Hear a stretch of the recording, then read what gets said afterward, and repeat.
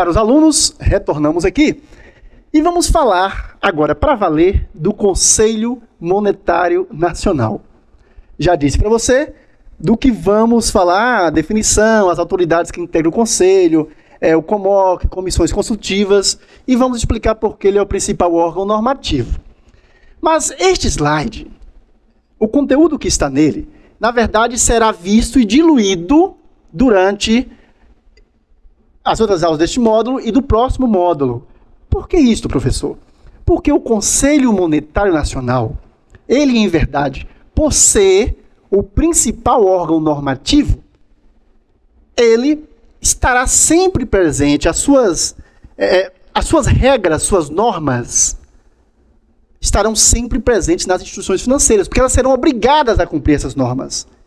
Mas antes da gente se aprofundar em Conselho Monetário Nacional, há algo que você precisa saber.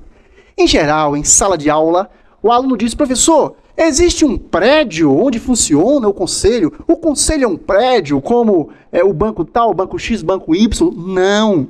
É tão somente um conselho. Um grupo de autoridades, como nós veremos aqui, um grupo de autoridades, no caso do CMN são 3 autoridades, apenas 3, que se reúnem para tomar decisões importantíssimas que vão reger aquele sistema financeiro nacional sobre o qual falamos aqui. Então você vai ter aqui o ministro da Fazenda, terá o ministro do Planejamento e terá o presidente do Banco Central aqui. Então essas 3 autoridades, elas vão tomar decisões que deverão ser seguidas, como eu disse, por todo o sistema. E aqui agora a gente pode explicar para você que, sendo um conselho, o Conselho Monetário Nacional, essas 3 autoridades, podem se reunir em qualquer lugar. De repente, decidem se reunir no Rio de Janeiro, em Fortaleza, em qualquer cidade onde tenha Banco Central, ou até por teleconferência. Houve casos em que um dos ministros estava no exterior e poderia, por teleconferência, tomar decisões. Agora é preciso que você entenda o principal. Por que deste tópico?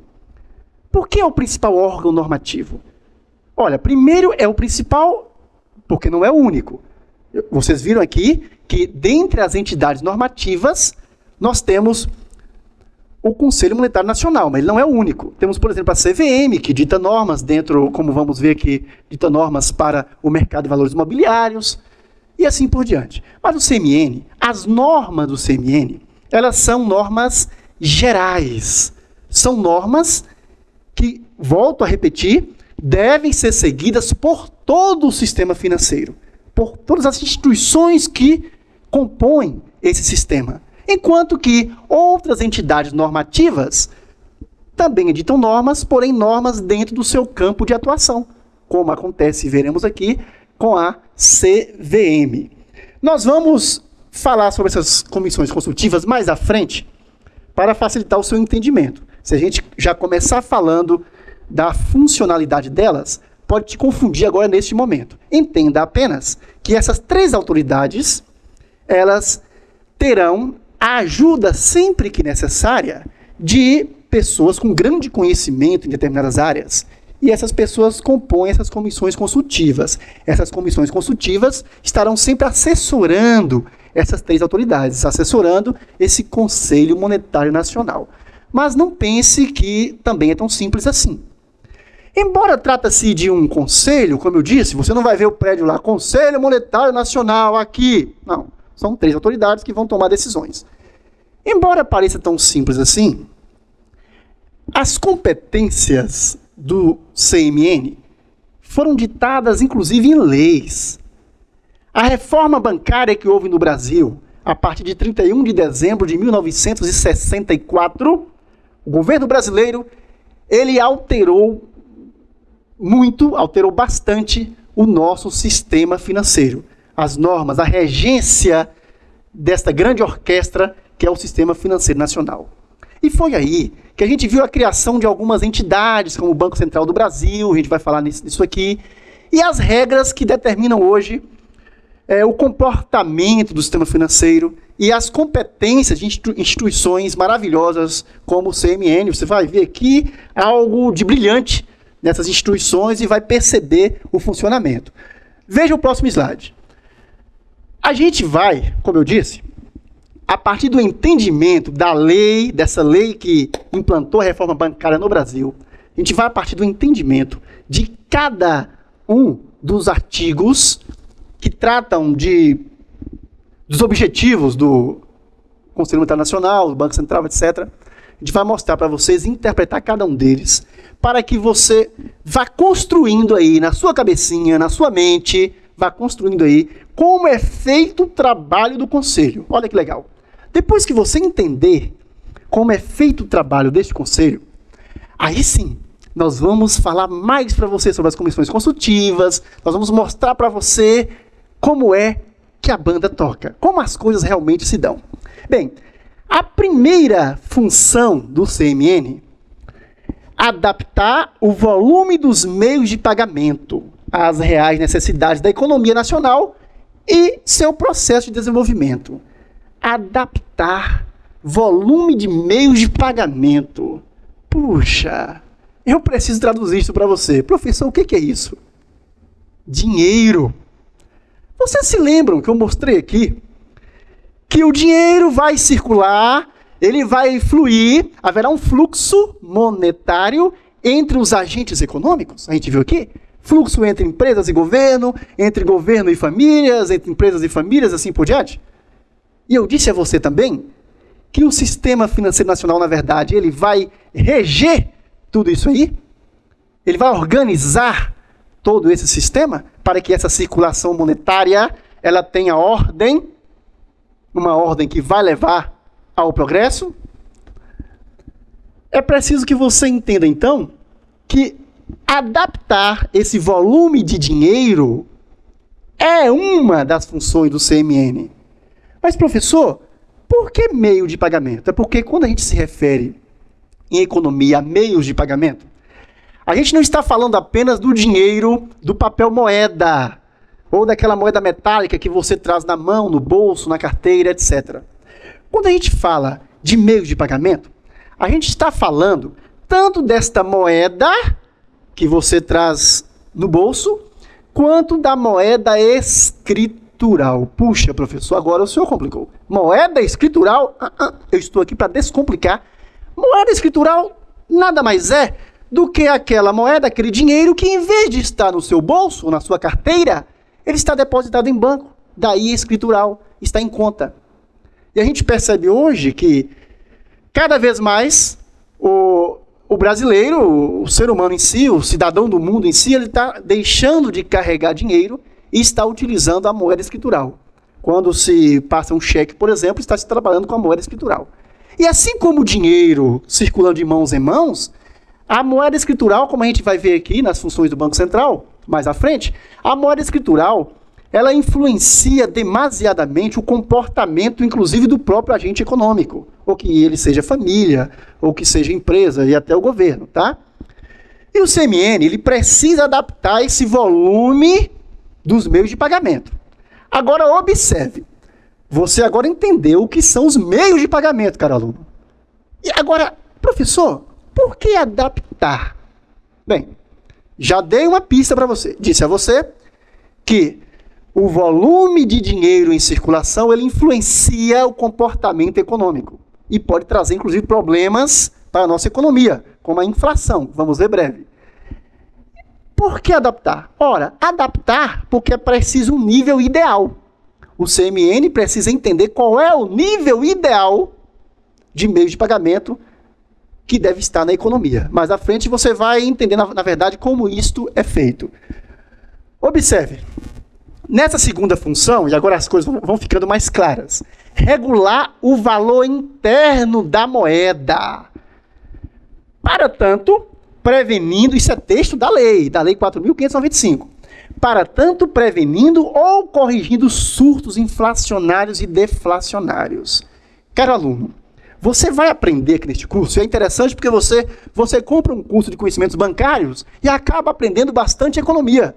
Isso vai te ajudar demasiadamente, não só na prova de conhecimentos bancários. Observe que o que o governo de hoje teme bastante é a inflação, uma volta da inflação. Nós vamos entender aqui como se processa a inflação, como se dá a inflação, e você verá que o valor interno da moeda, se não for controlado, ele pode piorar a situação. Nosso país viveu momentos na década de 80 e década de 70, momentos de inflação imensa, onde o preço das mercadorias subia da noite para o dia de forma exorbitante, como veremos aqui. Então, esta função do CMN, ela é de suma importância e ela será melhor especificada quando a gente partir para a execução disso aqui lá com o Banco Central. Veja a própria função do CMN. Regular o valor externo da moeda e o equilíbrio do balanço de pagamento do país. Agora você pira. Professor, além do valor interno da moeda, o CMN precisa também se preocupar com o valor externo da moeda? Sim, claro.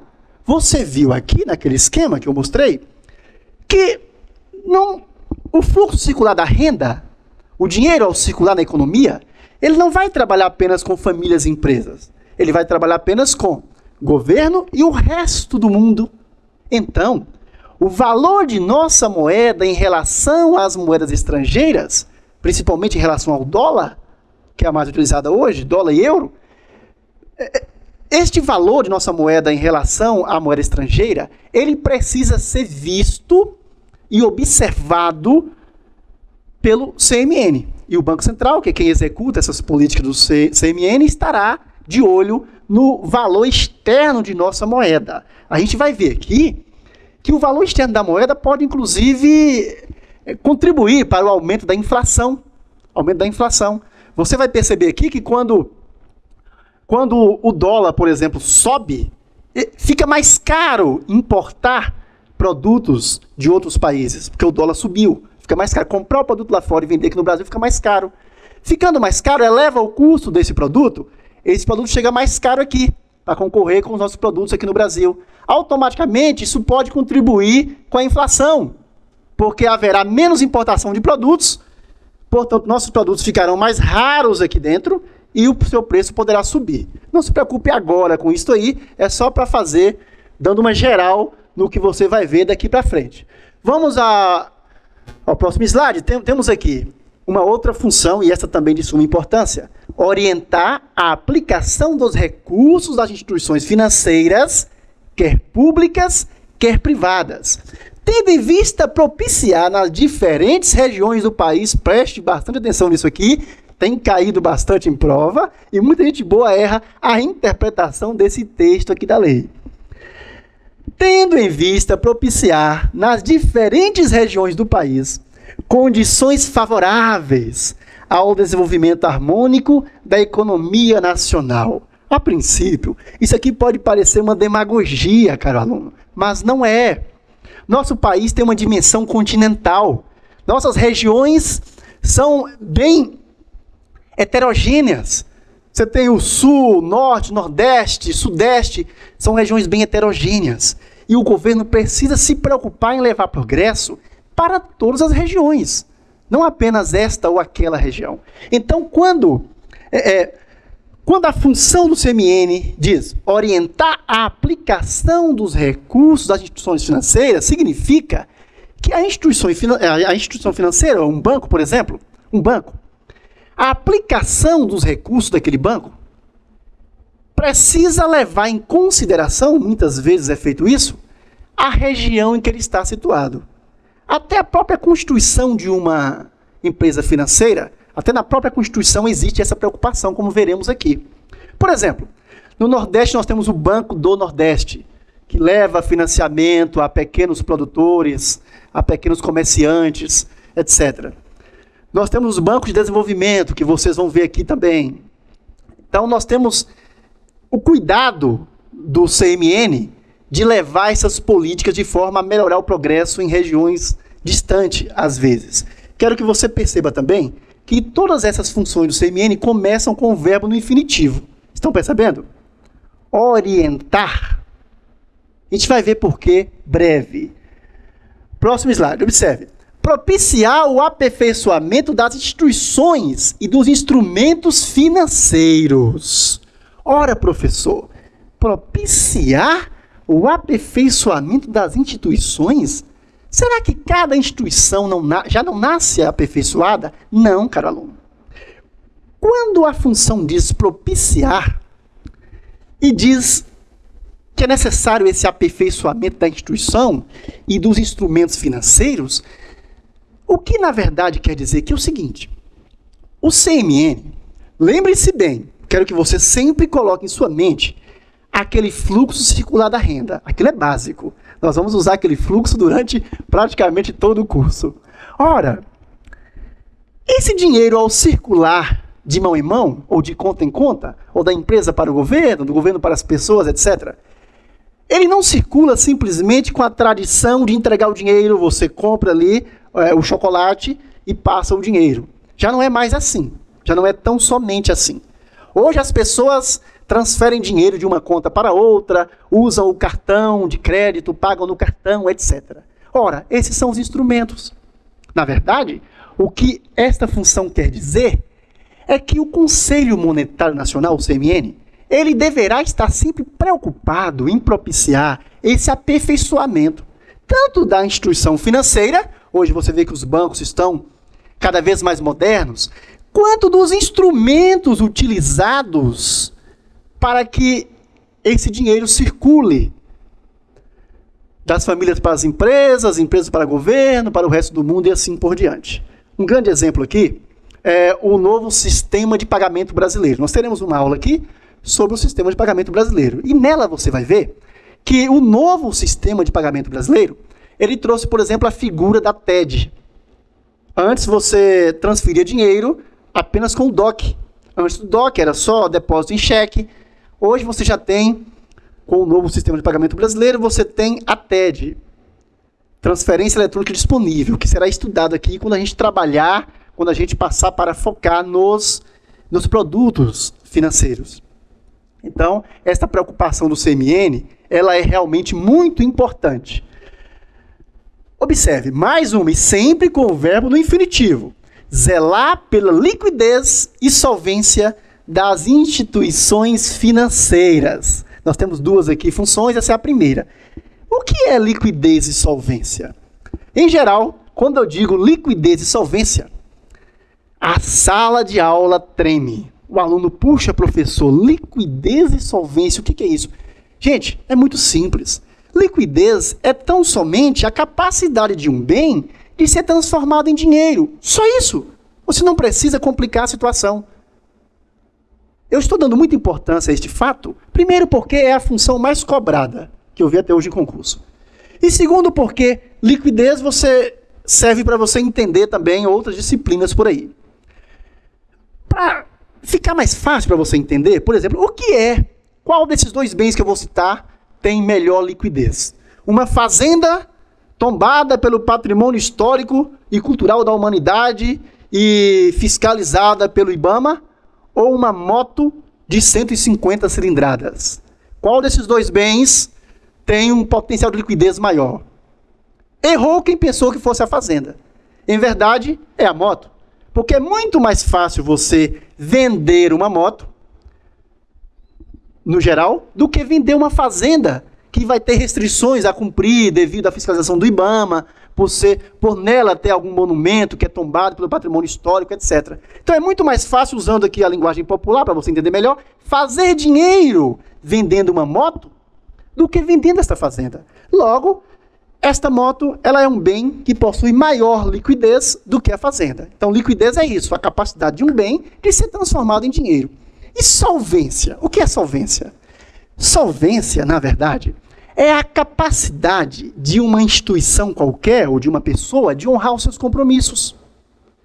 Se você deve e paga o que você deve, você tem um bom índice de solvência. Então, solvência é isso. Agora, vamos ler novamente.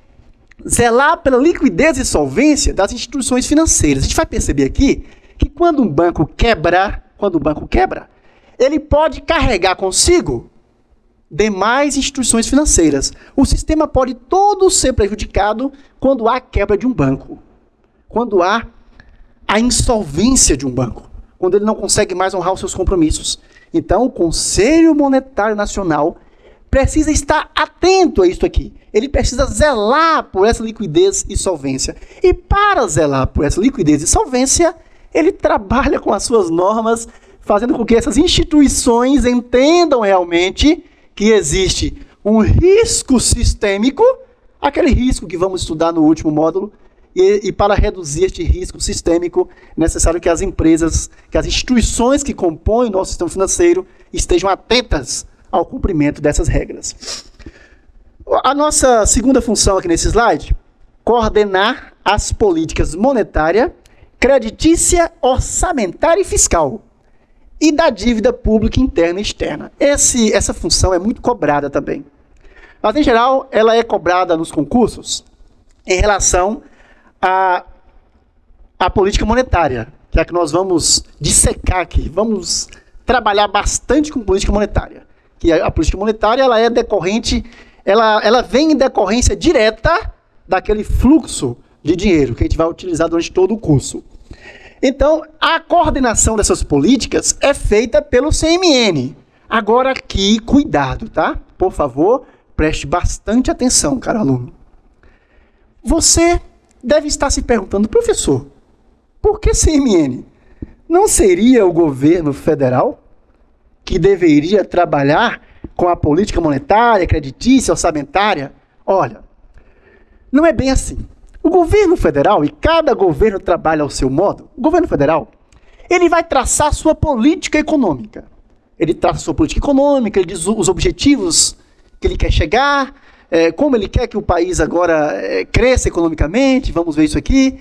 Depois que ele traça a sua política econômica, aí dentro desse grande conjunto, vem os outros elementos, são essas políticas aqui. Uma delas a política monetária. Aí o governo entrega o esboço de sua política econômica para o CMN, para aquelas 3 autoridades, e aí elas vão trabalhar para colocar isso em prática. Vão transformar isso aí em normas e vai pedir ao Banco Central que execute essas normas através de suas resoluções aqui. Ok? Vamos ver aqui. Nós temos agora o Banco Central do Brasil. E aí, perceba que nós, logo depois do CMN, vamos trabalhar com o Banco Central do Brasil.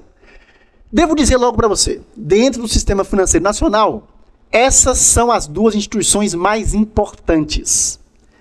O Banco Central do Brasil, nós já temos aqui, principal entidade supervisora do sistema financeiro nacional. Já para você entender.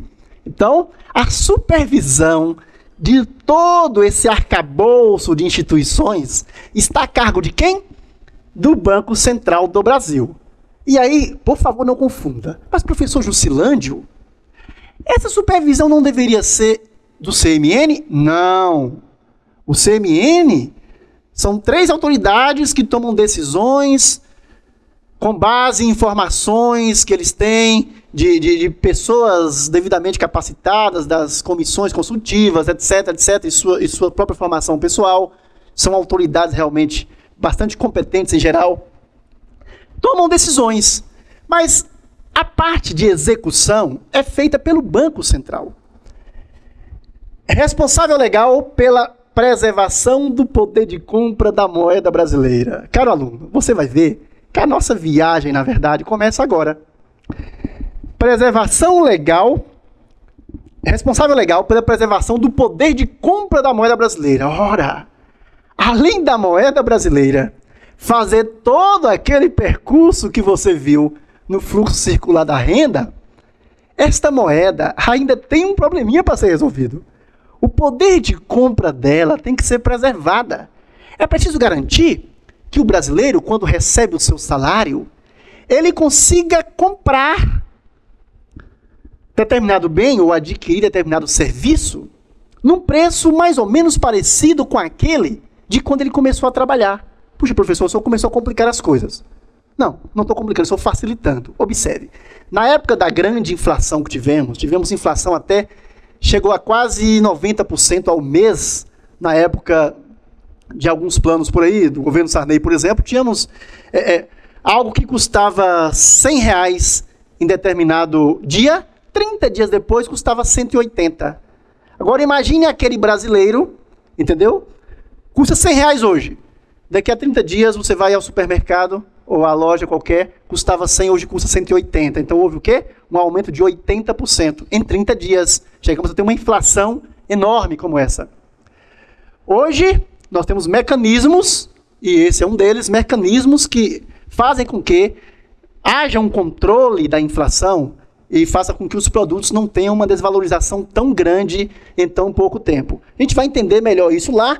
A minha preocupação aqui é fazer com que você entenda as funções e por que essas instituições têm a sua importância. Controlador do volume de moeda em circulação. Olha que interessante, pessoal. O Banco Central do Brasil, uma instituição maravilhosa, uma instituição, eu diria que é um dos bons espelhos do nosso sistema financeiro nacional. Além de preservar o poder de compra da moeda, o Banco Central tem a obrigação de controlar o volume da moeda em circulação. A nossa viagem realmente começa agora pelo Banco Central. A partir de agora, você vai perceber realmente como as coisas funcionam. Funções do Banco Central do Brasil. Nós temos aqui nesse slide, nós temos 3 funções. Essas funções elas serão dissecadas quando a gente trabalhar com a política monetária. A primeira delas, emitir papel moeda e moeda metálica. Aqui a gente já vai derrubar algumas questões de prova. Olha, isto aqui é muito importante. Emitir papel moeda e moeda metálica. Alguém poderia perguntar assim, professor Jusilândio, quem emite moeda não seria a Casa da Moeda? Não! Olha o não. Bem grandão. Eu quero um não aqui na tela. Não! Quem emite moeda não é a Casa da Moeda. Quem emite moeda é o Banco Central. A Casa da Moeda, na verdade, fabrica moeda. Ela apenas fabrica. Quem emite é o Banco Central. E agora é possível que você entenda isso. Eu tenho certeza, caro aluno, que você já começou a entender que existe um número ideal de moeda em circulação. Não se pode produzir nem muito mais e nem muito menos. Ok. Então o Banco Central é quem vai decidir quanto de moeda deve ser produzido. Aí você pode pensar, professor, mas, inclusive eu cito no meu livro de conhecimentos bancários, uma pergunta feita por um aluno em sala de aula. O aluno disse assim, professor, por que o governo, para solucionar o problema econômico, por que o governo não fabrica bastante dinheiro, bilhões de cédulas e moedas metálicas, e manda jogar de helicóptero para o povo? Porque aí todos ficaríamos muito ricos, cada um teria sacos de dinheiro e resolveria o problema financeiro do país. Pessoal, eu respondi para ele, sabe o quê? Como eu cito no livro, é exatamente o contrário. Se o governo jogasse de helicóptero, de avião, sacos de dinheiro, no dia seguinte estaríamos todos mais pobres. Sabe por quê? Porque à medida, como veremos aqui mais tarde, à medida que há mais dinheiro em circulação, automaticamente as pessoas, os ofertantes de produtos e serviços, começam a aumentar o preço. É natural isso. Se você percebe que o consumidor tem mais dinheiro, você sabe que ele vai gastar mais. Então você tem uma tendência a aumentar o preço do seu produto. E isso pode prejudicar o poder de compra da moeda, e a gente viu que o Banco Central precisa preservar. Então, quem emite a moeda é o Banco Central. Ele diz a quantidade que deve ser produzida com base no nosso PIB. A gente vai falar sobre isso mais tarde. Nosso Produto Interno Bruto. Quem fabrica é a Casa da Moeda. E tem mais uma. O Banco Central emite, a Casa da Moeda fabrica. Mas o Banco Central emite a moeda segundo normas emanadas pelo CMN. Então, falando de novo sobre moeda, o CMN, Conselho Monetário Nacional, coordena a emissão da moeda, o Banco Central emite e a Casa da Moeda fabrica.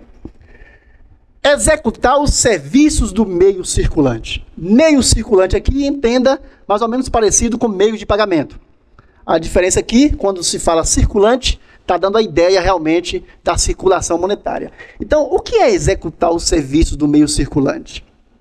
O Banco Central, pessoal, tem um grande trabalho pela frente para poder fazer com que o dinheiro, ao circular, ele tenha o seu fluxo bem feito, sem interrupções, etc. Aqui a gente pode encaixar, por exemplo, as cédulas dilaceradas. O que é isso? Infelizmente, o nosso povo brasileiro, costuma rasgar dinheiro, sujar, faz tanta besteira, tanta bobagem com o dinheiro, notas sujas, etc. E essas notas, por exemplo, precisam ser recolhidas. O governo recolhe notas, a palavra técnica que você vai ver em concurso é dilaceradas. O governo recolhe notas dilaceradas, isso é feito pelo Banco Central, e repõe, coloca novas notas ali. Então, o serviço do meio circulante, um dos exemplos é esse aí. É trabalhar para que esse dinheiro realmente tenha a sua circulação de forma ideal. Regular a execução dos serviços de compensação de cheques e outros papéis. Serviço de compensação de cheques e outros papéis. Que bicho é esse, professor Jusilândio? Olha, eu tenho certeza que você ou alguém dos seus já emitiu cheque. Por exemplo, quando você emite um cheque de um banco A e alguém vai depositar no banco B, o banco B vai precisar compensar esse cheque com o banco A. A compensação de cheques nada mais é do que a troca entre os bancos dos seus cheques. O banco A tem lá o montante de cheques do banco B que foram depositados em conta. Ele vai levar esses cheques até o banco B e o banco B vai fazer a mesma coisa, receber os cheques do banco A e vai levar. Esta compensação, essa troca era feita nas cidades antigamente. Hoje já é feito nacionalmente, quase toda eletrônica. Então o serviço de compensação de cheques e outros papéis, ele é, na verdade, este serviço de troca de cheques e outros papéis, que para a gente não interessa aqui nesse momento, essa troca entre os bancos desses documentos. E a regulação do serviço de compensação é feita pelo Banco Central. Atenção, aqui também há uma dúvida muito grande. Cuidado com isso aqui. Por quê? O Banco do Brasil é quem executa o serviço de compensação de cheques. É o Banco do Brasil. Até algum tempo atrás, as agências do Banco do Brasil, de cidades até de 100 mil habitantes, 150 mil habitantes, você via cada funcionário de compensação de um banco carregar a pastinha com os seus documentos e irem para uma reunião no Banco do Brasil para poder fazer essa troca, essa compensação. Hoje isso é feito em geral nas capitais. Mas a execução deste serviço é feita pelo Banco do Brasil. A regulação é que é feita pelo Banco Central do Brasil. As pessoas trocam isso e acabam se confundindo bastante. Quero, então, para finalizar esta aula, que você entenda, se você entendeu pelo menos essas 3 coisinhas que eu vou dizer aqui, já nos é de grande importância. Que você entenda a forma da emissão e fabricação de moeda, que você entenda que o CMN coordena a emissão, que o Banco Central emite, que a Casa da Moeda fabrica, que você entenda o que é o serviço de compensação de cheques de outros papéis e que ele é regulado pelo Banco Central do Brasil, mas que a sua execução, a prática da coisa ali, é feita nas dependências, inclusive, do Banco do Brasil, que você entenda essa diferença e que você entenda emitir papel moeda e moeda metálica. Quando a gente diz moeda metálica, a gente está falando daquela moedinha de metal, ok? E papel moeda, as notas. E que você entenda também a questão das notas dilaceradas, que são recolhidas pelo Banco Central e são substituídas. E que isso é um exemplo da execução do serviço do meio circulante. Tenho certeza que você vai querer ver a próxima aula, que é a continuação dessa nossa grande viagem.